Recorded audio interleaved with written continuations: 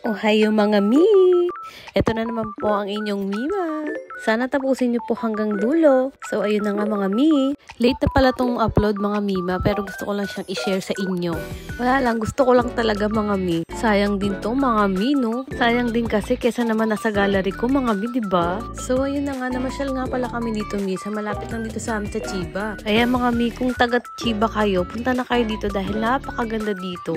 Nagbayad lang naman kami ng 500 yen ng parking, pero the rest wala na kami binayaran mga mi. Yan nga yung unang pagpasok nyo makikita nyo dyan mga mi. Meron silang barbecuehan dyan. May nakasabay pa nga kaming may mga bit-bit na mga pagkain mga mi. Kaya pwede kayo dito mag-picnic.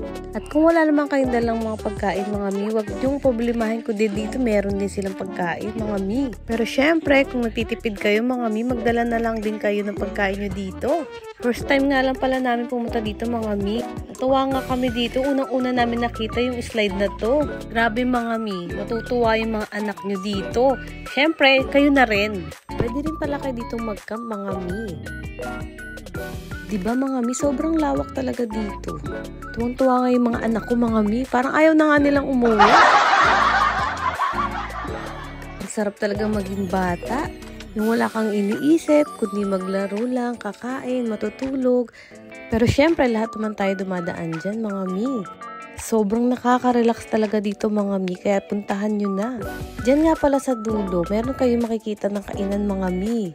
Dahil nga wala nga kaming dalang pagkain, mga mi, dyan na lang kami kumain. Open nga pala sila ng 8 AM hanggang 5 PM. Pagkatas nga namin kumain mga mi, hindi pa talaga sila tapos maglaro. Kaya sa sobrang dami activity dito mga mi, marami silang pagpipilian.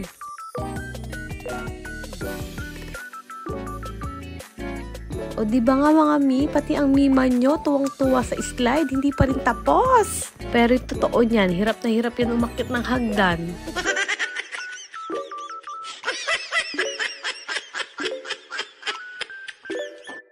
Shoutout nga pala sa mama ko na nag-aya dito. Thank you so much. At thank you din po sa mga nanonood sa amin.